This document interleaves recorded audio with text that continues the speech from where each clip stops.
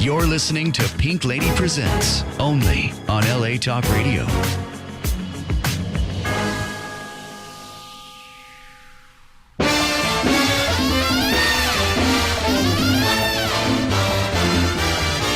I'm gonna live till I die.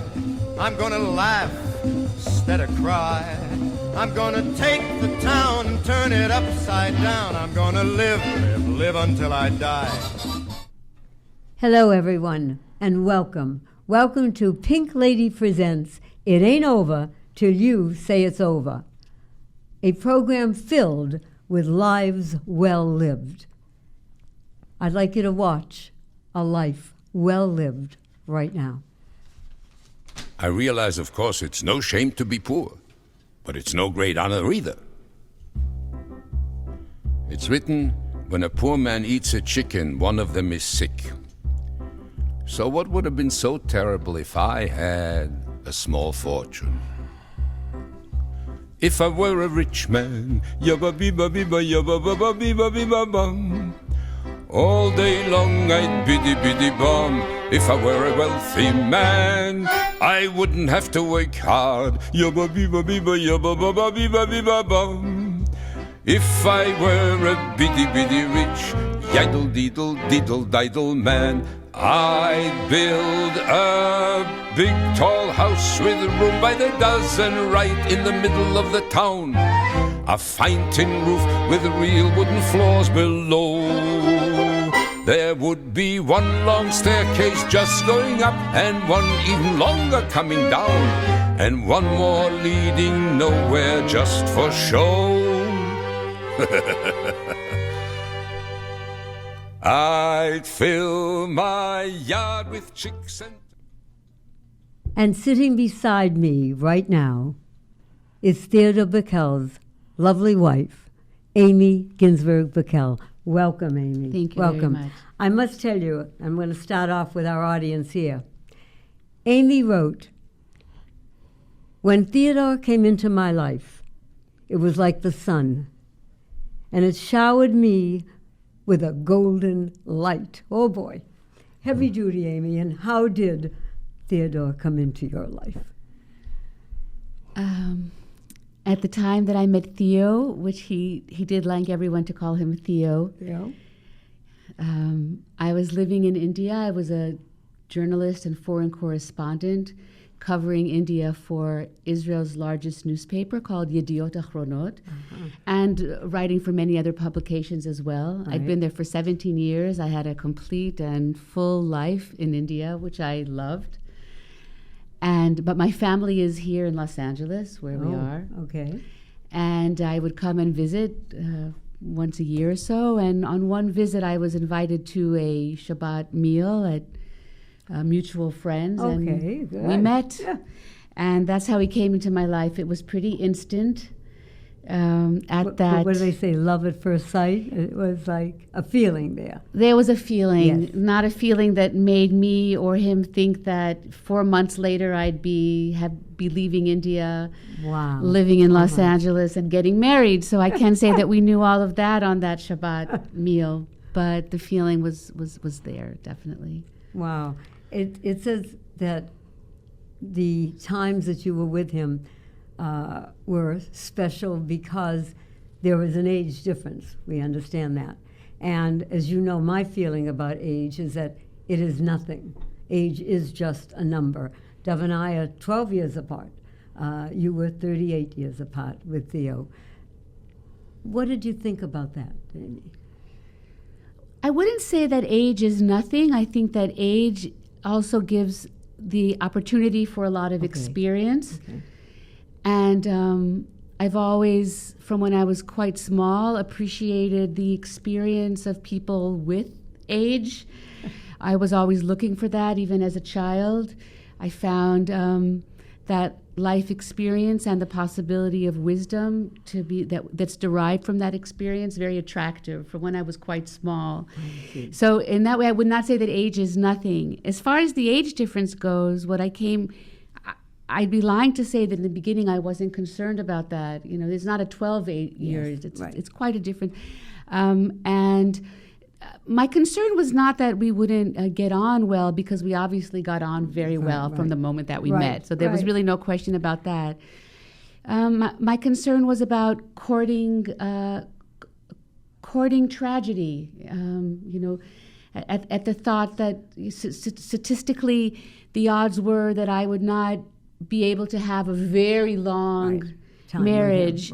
And at the onset you think, well, do I want to court this? Do I want to open myself to that? But then the days go by and that question is no longer there, because the choice is no longer there, because the shadchan, the matchmaker in heaven, has made that match. And I came to a point where I realized that nobody's really asking my opinion anymore, that this match has been made. Bashek, which means meant to be. Yes, and I'll say one more thing about that, and that is that when people do question about the age difference, I have found myself answering, as I wrote in this article that you just quoted at me from several years ago, that when you love someone, that's when the age makes no difference. So all of what I was saying until now was a preamble.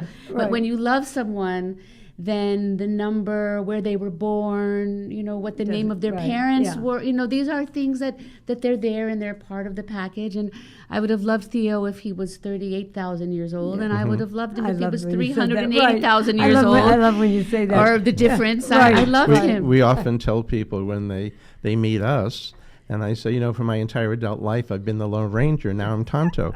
And I don't mind being Tonto because I've got a great Lone Ranger, And you had a partnership. I remember the first night I met Theo was in 2011. And Rabbi Wolpe came down from the Bema in Stephen at Sinai Temple and said, would you please move over and save that seat? Didn't tell me why. And 5 minutes later, this distinguished gentleman comes in, sits down. I look over, and it's Theo Bikel. I love and it. I said, I don't know what to say. I said, all I can tell you is I love Sweet November. And he said, oh, you're the one who saw that movie. And from then on, the rest is history. Yes. Yeah. We're going to show our audience the name, how Bikel came. So we're going to show you that right now. Theodore Bikel. Bikel. What a strange name. Bikel, as they pronounced it somewhere else in the world. Bikel. What kind of a name is that? Doesn't sound like a Jewish name, except it happens to be a Jewish name. My great-great-grandfather lived at a time when everybody was forced to take a name, a family name. Until then, they were known as Yossel the butcher and Chaim the baker. They were known by their profession. Sometimes they were known by the places where they lived. But there was no universal necessity of having a family name. All of a sudden, both the Russian Tsar and the Austrian Emperor decreed that everybody had to have a family name. So my great-great-grandfather decided to take a name. Now, he was a Cohen, as I am, as my father was, but he didn't want to call himself Cohen because already two people had taken the name in the village, and still he wanted to take a religious name of sorts. So he opened the book at random and put his finger on a page at random, and it landed on a phrase that says, B'nai Yisrael Kedoshim L'Adonai, the children of Israel are holy to God.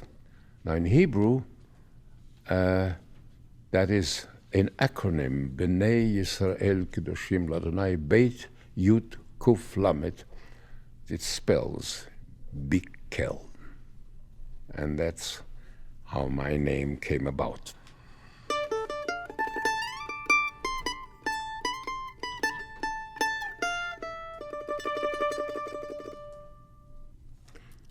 We're back. During the show, Aimee, we're going to show many different sides of Theo and your life together and what he's accomplished. It's amazing to me when I think of him as someone who is part of the American scheme of things, that someone like himself brought to me a part of my religion, part of Israel, to life.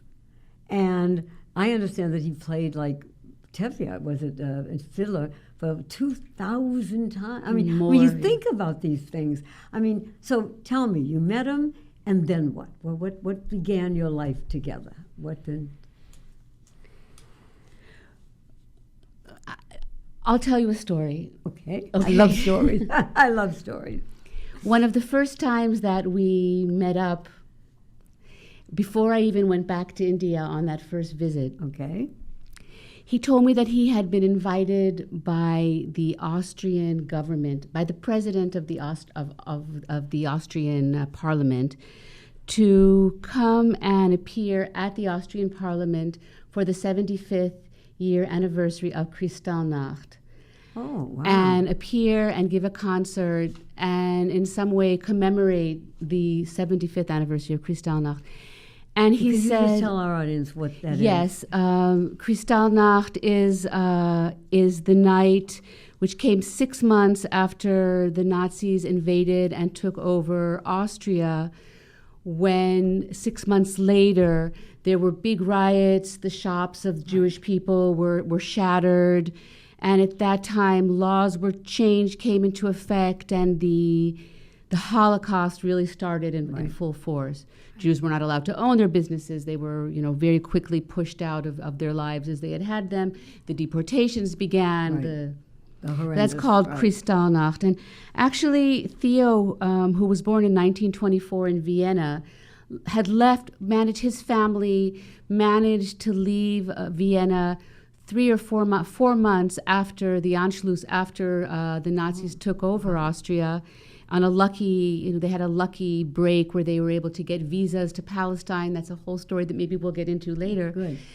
But at this day, we were sitting in a cafe in Westwood, and he told me that he had been invited to come speak to the Austrian parliament for the 75th anniversary of Kristallnacht.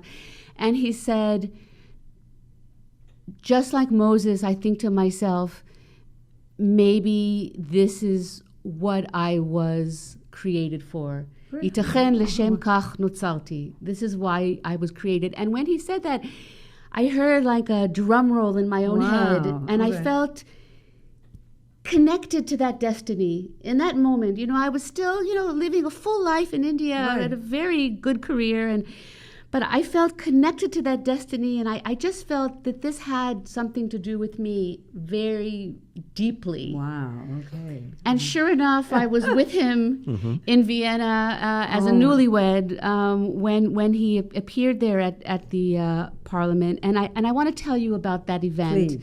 Please. Because I make a point everywhere I go, at the beginning, at the end, or in the middle, to tell about this event. The entire Austrian government was seated in the parliament. There were Minister of Defense and the Minister of Education and the Minister of Foreign Affairs.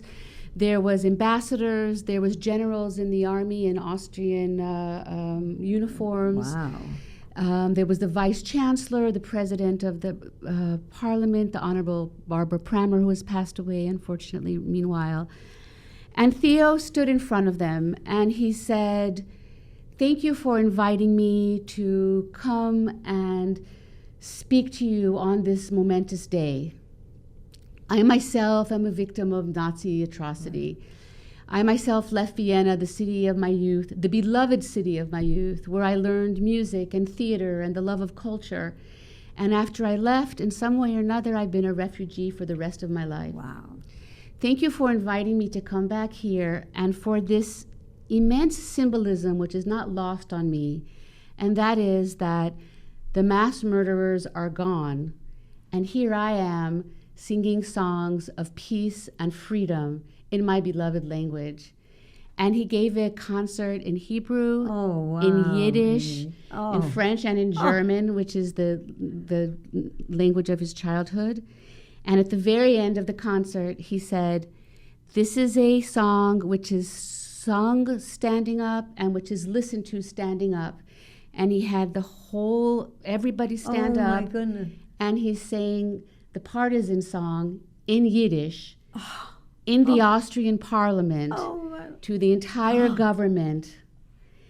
And the warmth in the room, I would say, it started kind of cold, but by the time the end It had to rolled be around, hotter than anything. they all he had them in Wow. his pocket, like he Right. had everyone in his Right. pocket.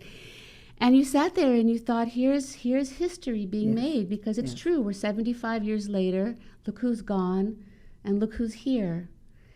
So that is how my life with Theo started, if you can imagine. With a bang of fireworks, literally.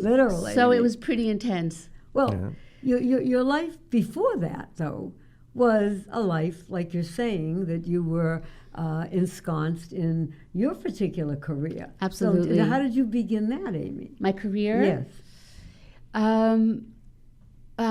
It starts back in Israel. Okay. Where when I lived in Israel, I did my university studies in Israel and then went to the army. And in the army, I served in the Israeli radio station. I still can never picture in my mind women, have to going in the army. It just blows my mind. I Have think to it's go. fabulous. Well, fabulous, not fabulous. That's a discussion for a whole Right, other day. right. It is. I would prefer nobody had to go to the know. army, but I that's a know. different world, the one we It don't is. live in at the moment.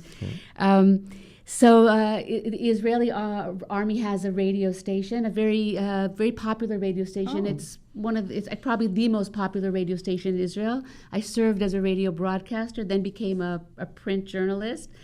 And then the rest just led to the rest. I moved to India not in order to be a journalist. I moved to India because I fell in love with India. Really? Okay. But while I was there, I thought, well, why not? And I continued my life there as a foreign correspondent. I covered India not only for Israel's largest newspaper, but for many other publications around the world. I did radio and television appearances, many in Israel and other my countries. goodness. And even in India, I became a journalist in the Indian media, writing about my life as a foreign correspondent, writing about did you Israel speak affairs, Indian? Jewish I mean, affairs. did you- I spoke enough to get by. Okay. I mean, to people in the street, I speak more than enough to get by. I did all of my work in Hindi. On Indian Hindi stations, I would say I got by rather shabbily, but I got by. You got by. More than got by, I think. Always afraid I was going to start a world war by mistake by using the wrong word or the wrong tense. I get it. Okay. Yes. We need to go on to another song. Here we by are. Theodore Bikel. Thank you. And I hope the audience realizes that today you're going to be blessed with so many wonderful thoughts, songs, And memories. And memories. And memories. Really.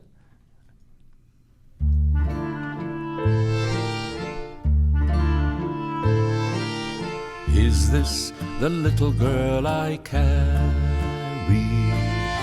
Is this the little boy at play? I don't remember growing older. When did they? When did she get to be a beauty? When did he grow to be so tall? Wasn't it yesterday when they were small?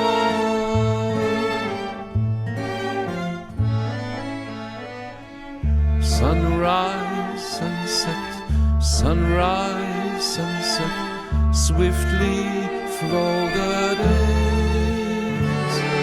Seedlings turn overnight to sunflowers, blossoming even as we gaze.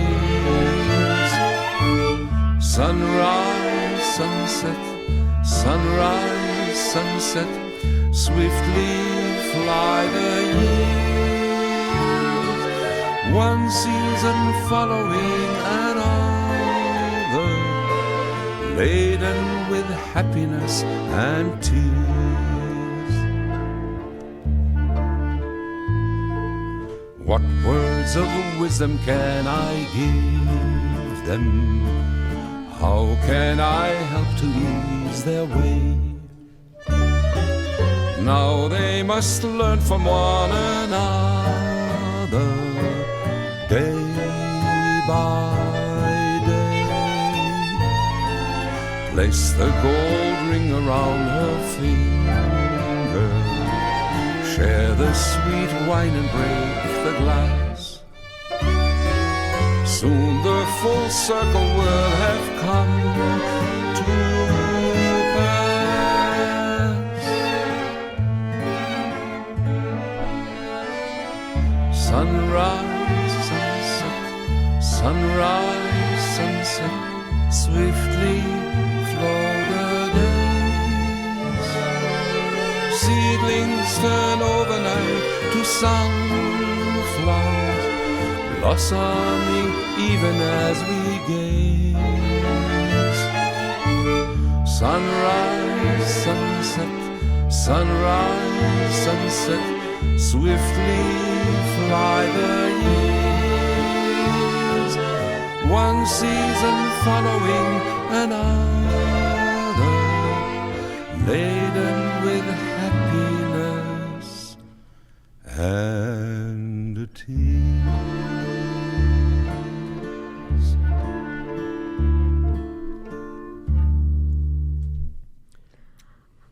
I tell you, I'm looking at some of my notes, Aimee, and it said that Theodore spoke like over 6 languages, and he played the mandolin and harmonica and And the balalaika. balalaika. That I didn't remember. That. Yes. And mostly Oh. his guitar, of course. Yes. Yeah. I mean, and then he was a member, hello everyone, of Mensa, which is high IQ. Am I correct? Top 2%. Yeah, I mean, absolutely unreal. The other thing is he was a vocal supporter of our civil rights movement. Can you talk about that? Yeah, before you start that, Yes. I'm going to talk in the program. This is what live TV does. Yeah. To our engineer, and when Pink introduces the next segment, we're going to do the next 2 segments. The first one is about his first acting job, and then go right into the movie clip. So if the engineer can pick up on that, we'll keep talking. Go ahead.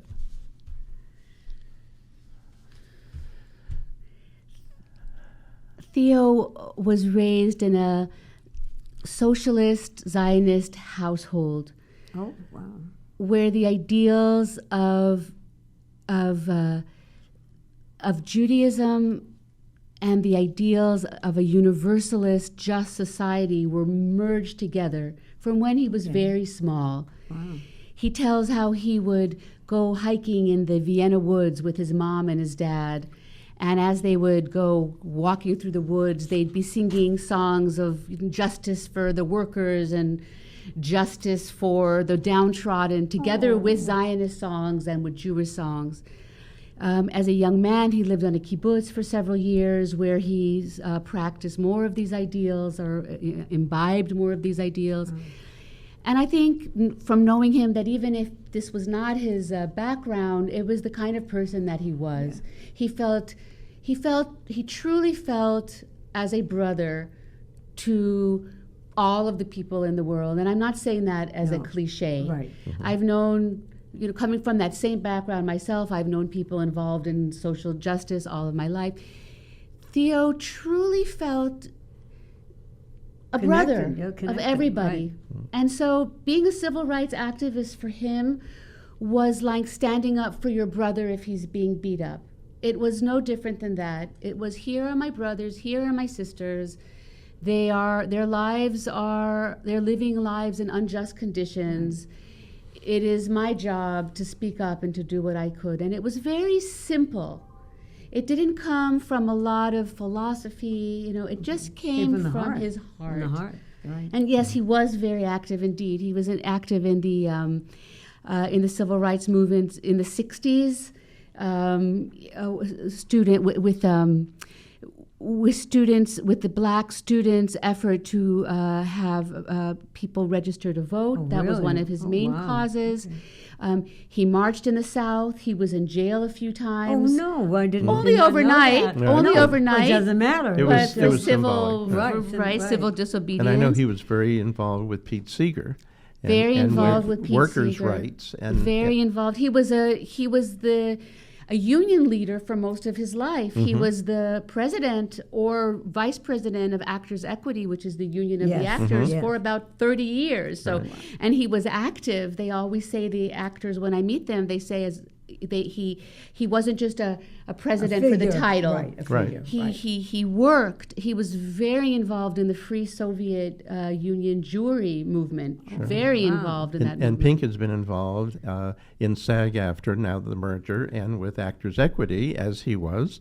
And in the most recent, your comrade. she's there, Yeah, yes. definitely. Oh, And in the most recent musical she produced, it was an Actors Equity production. Very important. It is. Very. It is. Very We're important. union people. We had Jane Austen here, who's the president. Yes, She was sitting in that absolutely. seat, 2 weeks yeah. ago, Okay, yes. and talked about things. And like Theo, his heart was in it. That's where it came from, not just the mind. He but used to his say heart. actors are people that want to act so desperately and want to be on stage so desperately that they'll do anything and let anybody take advantage of them and Right. do Just anything to do to it, be right. it. Yeah. And he said, I was there to be their buffer. Right. And actually, when he would travel for his work, for concerts or for other filming work, he used to get together groups of actors in the cities that he was in. Oh, really? Wow. And speak to them Okay. and tell them, you have families to support, Yes. you will be old one day, and so you have yourself to support.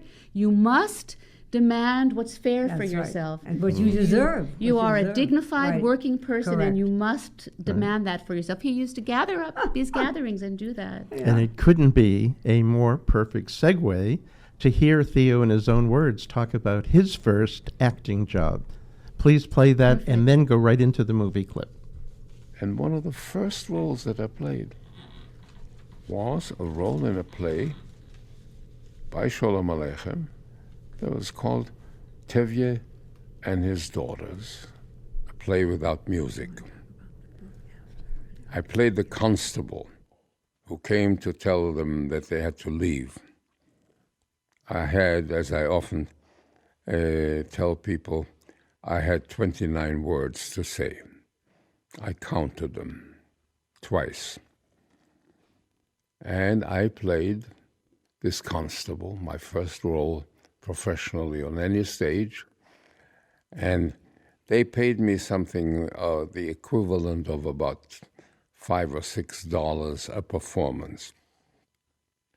I did my first performance. I got paid. I came home. I was living with my parents.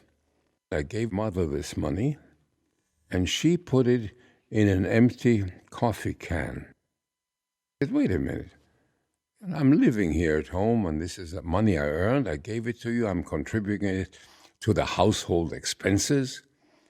Why are you putting it in a can? She says, because I want to keep it like this, because it's the first money that you've earned in the theater. I had a suspicion that she thought it was going to be the only money that I would ever earn in the theater. For all that I know, that coffee can still exists somewhere.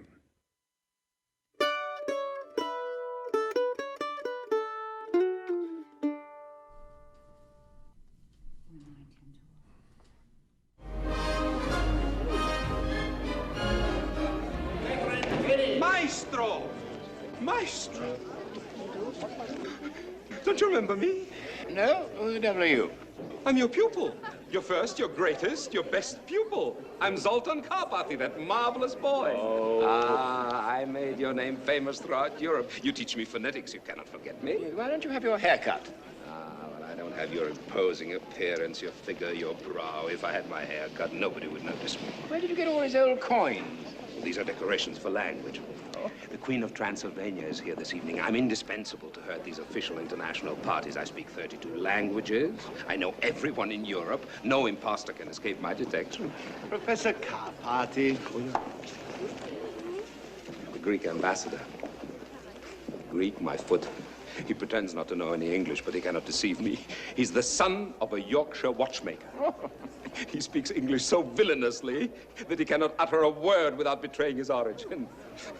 I help him pretend, but I make him pay through the nose. I make them all pay. Excuse me, sir, you're wanted upstairs. Her Excellency asks you. Excuse me. The young lady with Colonel Pickle. Find out who she is. With pleasure. Tell me, Zoltan, some more about the Greek ambassador. Gladly, Professor, but first I would love you to present me to this glorious creature.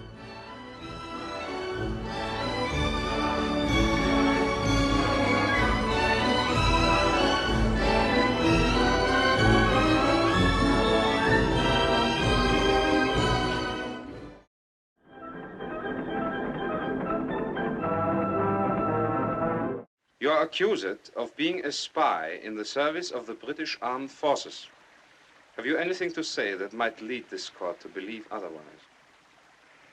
I told you I was fishing. Das ist das gesamte Beweismaterial der Anklage, Herr Kapitän. As your fellow prisoner has already learned, the penalty for not answering this court is death. Will you be so good as to tell us exactly where and how you acquired torpedoes? Mr. Allnut made them. How very interesting. You don't believe me, do you?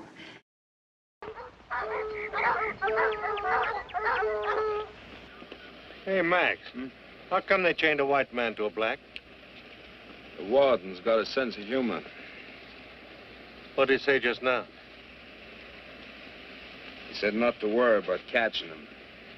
They probably kill each other before they go 5 miles. Charlie, bring up the Dobermans.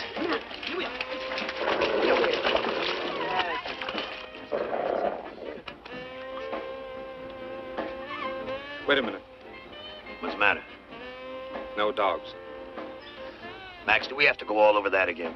No killer dogs, Frank. Look, Max, we crossed the county line this morning. I didn't want to have to bring this up, but you're out of your jurisdiction. Take off the muzzle, Sully. Wait a minute, Solly. We're wasting time, Max. We're supposed to find them, not execute. I'm giving the orders. Go ahead, Sully. Just a minute, Solly. You make one move and I'm going to shoot them. For the love of Mike, Max! You gonna listen to me? Hold everything, Sully. All right. I'll take those trackers. We close in, I'll go on ahead by myself. Anything happens to me, you can let the other dogs loose, not before. I don't like it. You don't have to.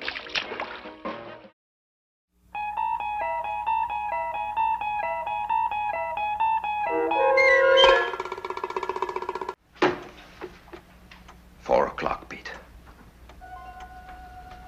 That's when we'll make it occur. We'll make it occur at 4:00. At that moment, that precise moment, we shall destroy evil. This is both my charge and my obligation, Pete, to destroy evil. And we shall do it at 4:00.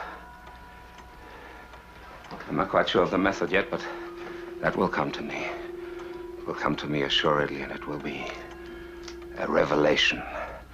It will be the expiration of immorality, the exordium of the end. 4:00, Pete. That's when we'll make it happen. In whatever form I choose.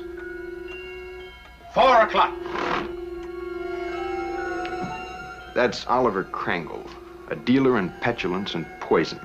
He's rather arbitrarily chosen 4:00 as his personal Gotthardammerung. It's happening, Pete. It's happening right now. Everyone, all the evil ones, they're all turning into tiny little gnomes. Certainly, Peter. This is kind of a celebration.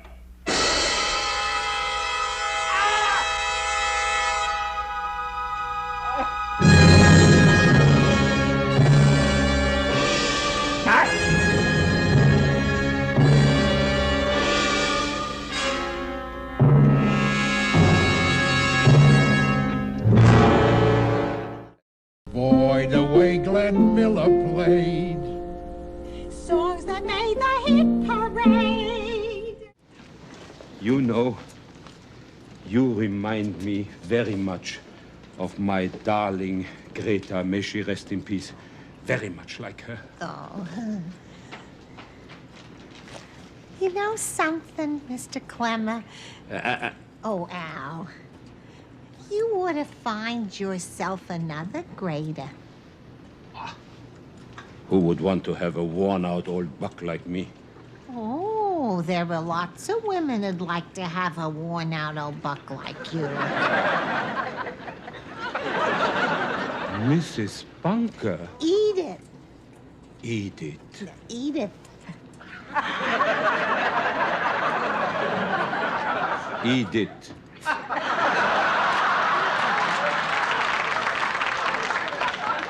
Are you telling me that I have a chance? Sure. I am having a wonderful time. Me too. Here's a cute one. Nancy Dokes Oh, and Dokes and Dokes. and little Langsy Divey, a tiddly divey too. You know, I have a confession to make. I never know what the song means. Neither do I. Listen. This one is for you. Ich küsse Ihre Hand, Madame, und träume, es wäre Ihr Mund. Ich bin ja so galant, Madame, doch das hat seinen Grund. Oh. I feel like I'm at the Lawrence Welk show. That's beautiful. What does it mean? It means I kiss your hand, Madame, and dream it would be more. Oh.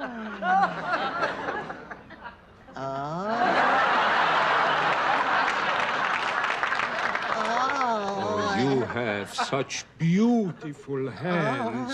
Oh, here's a nice No, one. please. No more music. Let's just talk. Oh, all right. You know, all the times you have been coming into the shop, I was hoping for a time like this when we could be alone together. Oh, you shouldn't talk like that, Mr. Clemmer. Al Liebchen. Al Liebchen. You don't know what I feel for you. Oh, no. Edith. Please, Miss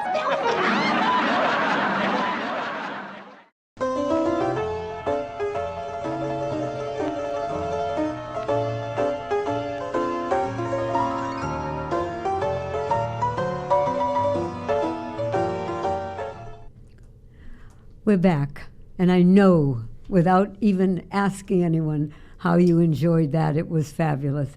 Aimee, you have a documentary that's out, and can you tell us about that? Yes. Before Theo died, a few years before Theo died, luckily he was able to make his last film. I'm so sorry I don't have a copy to show you the image, but because it's now out on DVD. But people are going to be able to contact you, and you're going to give them I'll tell you where. about the movie, and Right. I'll tell you where. Good.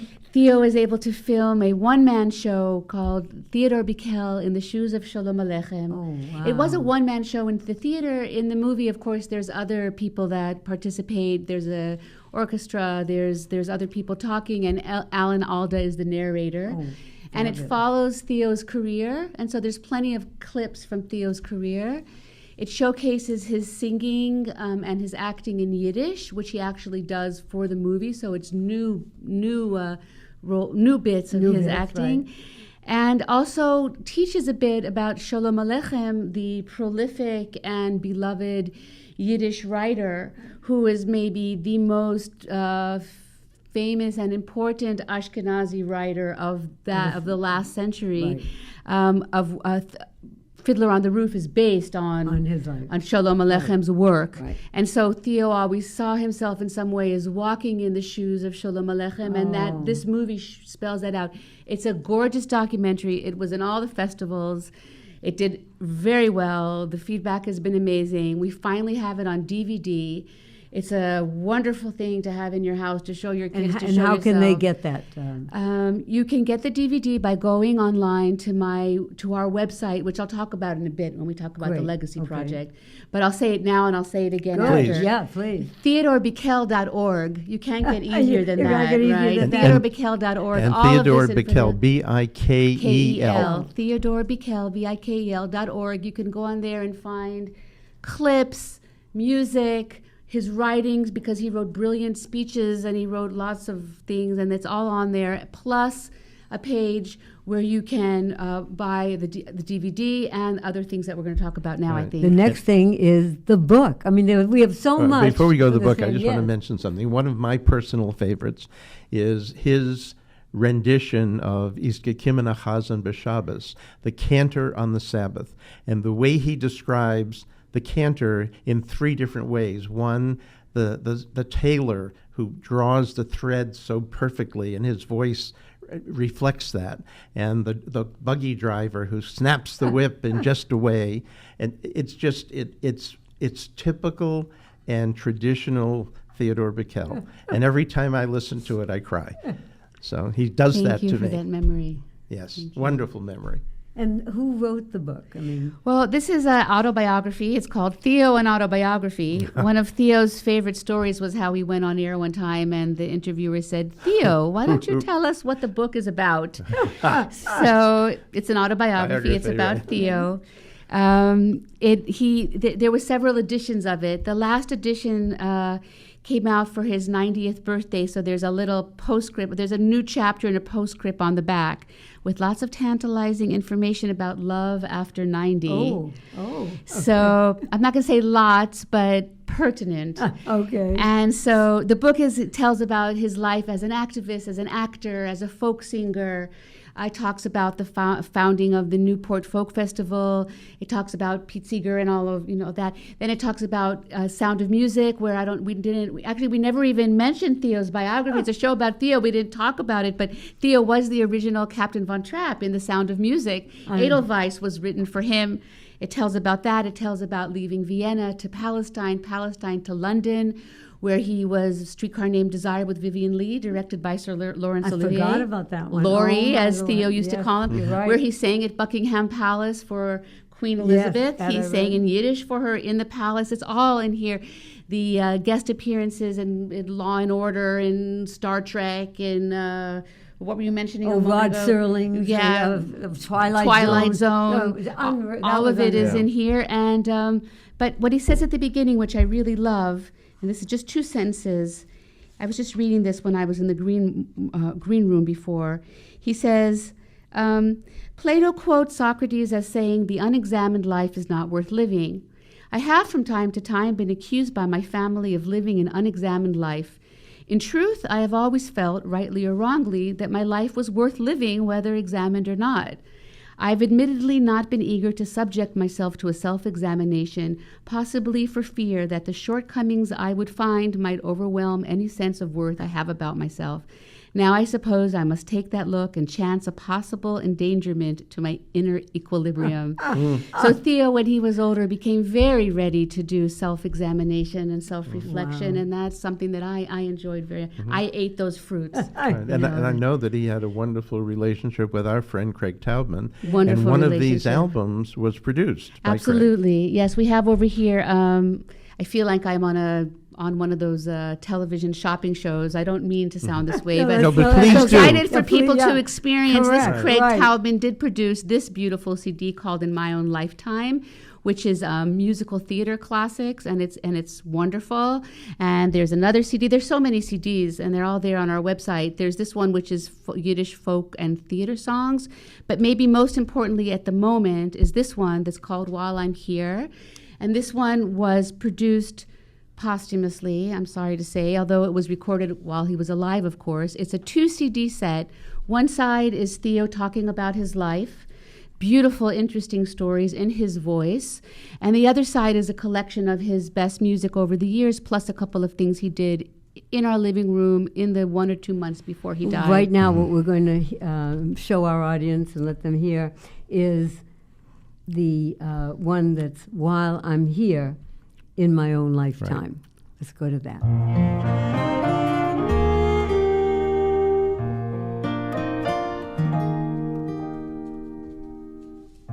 In my own lifetime, I want to see the fighting cease. In my own lifetime, I want to see my sons enjoy the fruits of peace. While I'm still here, I want to know beyond a doubt that no one can lock us in or lock us out. We have climbed higher, much higher than I thought we'd climb. It's a long journey, and even though the end's in sight, there's not much time. I want to know we haven't built on sand in my own lifetime.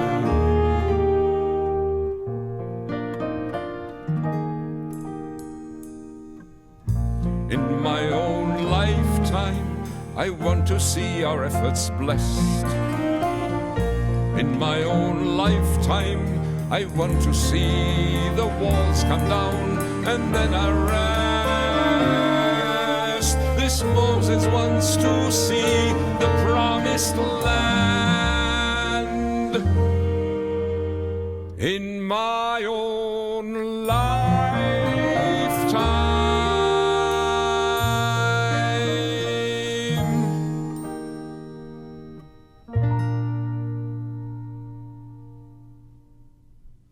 I just want to talk, Aimee, briefly about something that you and I are both a romantic type people. And you talk about the love metaphor toward the end with the nanoseconds and planet. You tell the audience, please. You did good research. I know, and I'm going to cry. I think you went online and read my stuff. I'm going to cry too because I always cry from in my own lifetime, even though we didn't actually hear it here in the studio, just knowing that it was on. Theo and I only had a very short time together, very precious years at the end, few years at the end. And while we had no idea it would be so short, and we actually certainly expected it to be very much longer, because when I met him, he seemed the picture of good health. Right. As a matter of fact, when I met him and he told me he was 87, I thought he was lying and that he was probably 77, but I couldn't understand why somebody would lie up. That's the first person who's telling me they're older than they are. But he got sick, he got very ill quite soon after we got together and passed away not so much longer after. The metaphor that you're talking about has to do with the idea of the potential infinite amount of moments that we have in any given day. And we do tend to go through life not noticing most of those moments. And we feel like we can afford to waste those moments because we feel like we have so much time ahead of us. And also because our mind is lazy and it's used to just going from one habit to the next, or from one milestone that we're used to the next milestone without noticing everything in the middle. With Theo, it became very clear in the very beginning, not that we spoke about it at these words, but looking back, you brought these words from from the obituary after he died, the words that I gave. I was able to voice it looking back, that we got into the habit of making as many moments as we can, conscious moments, where we're noticing them and where we're present in them and where we're alive with each other in those moments, as a way to make those 3-4 years become 40 years, 50 years, really non-measurable. Just many moments. Now, if my memory was a better memory, that it'd be better altogether, that I could remember those infinite amount of moments. Before our time goes, I think that, to me, is beautiful. What is this legacy project that you are doing? After Theo died, I started the Aimee Bikel Legacy Project. We have been working on, first of all, continuing bringing to light materials of Theo that were there and ready to be published, like this CD, for example, that that had not been published before he died. The movie, the book, keeping those things out. We've arranged Theo's archives, and they are now at UCLA. They're not yet ready for public viewing, but they will be someday. I have been going around the country speaking about Theo, showing our movie, Theodore Bikel in the Shoes of Sholem Aleichem, speaking about Theo's life and his legacy, especially when it comes to human rights and peace. And we have been organizing events that one's have coming been up now. For social justice, for peace between nations. Theo was very interested in interfaith activities. He was very interested in peace.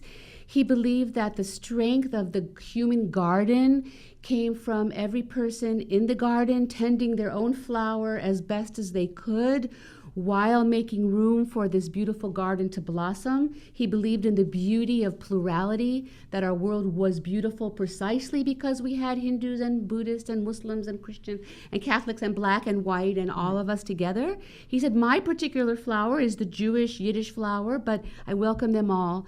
And so we've had events, civic events. And you have one coming up at, I believe it's Cedars of Sinai. At Cedar Sinai, there's an event coming up. It's not a fundraiser. As a matter of fact, it's a free event, I believe, where we will be screening Theodore Bikel in the Shoes of Sholem Aleichem, and I'll be taking questions and answers and talking about him.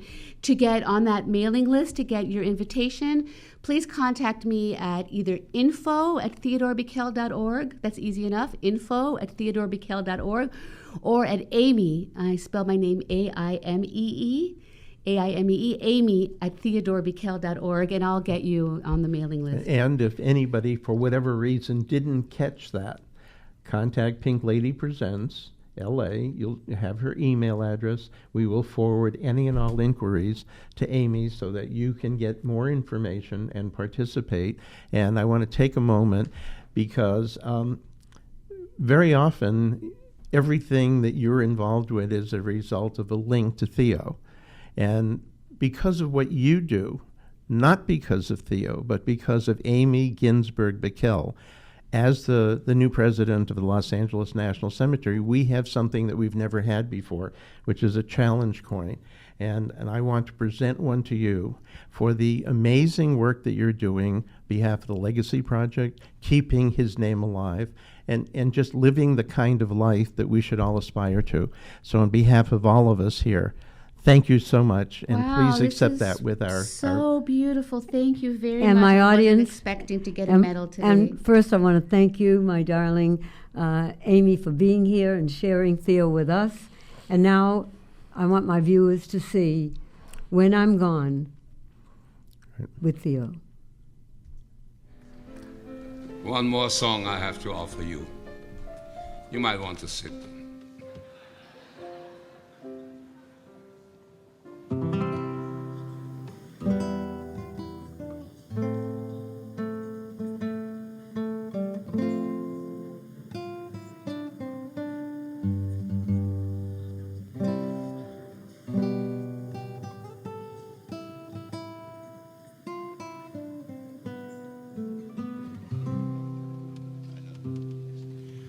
There's no place in this world where I belong when I'm gone, and I can't tell the right from the wrong when I'm gone, and you won't hear me singing any songs when I'm gone, so I guess I'll have to do it while I'm here. And I won't feel the flowing of the time when I'm gone. All the pleasures of love will not be mine when I'm gone. My pen won't write another line when I'm gone, so I guess I'll have to do it while I'm here. And I won't breathe the bracing air when I'm gone, and I can't even worry about my cares when I'm gone. Won't be asked to do my share when I'm gone, so I guess I'll have to do it while I'm here. I won't be running from the rain when I'm gone, and I can't even suffer from the pain when I'm gone. Can't say who's to praise and who's to blame when I'm gone. So I guess I'll have to do it while I'm here.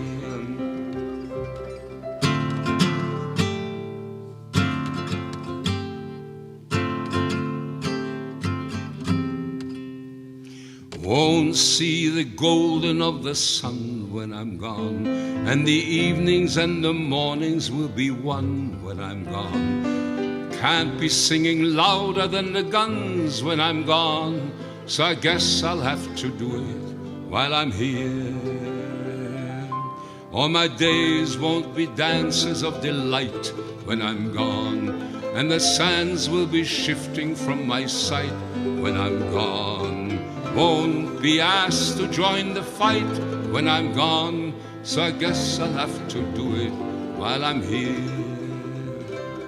And I won't be laughing at their lie when I'm gone, and I can't question what or when or why when I'm gone.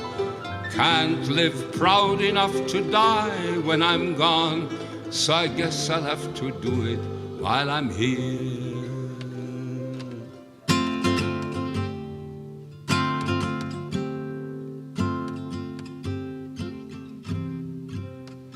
There's no place in this world where I belong when I'm gone, and I can't tell the right from the wrong when I'm gone.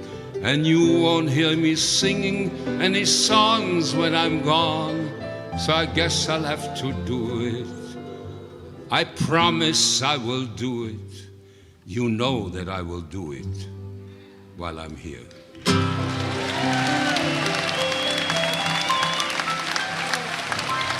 Aimee Bikel.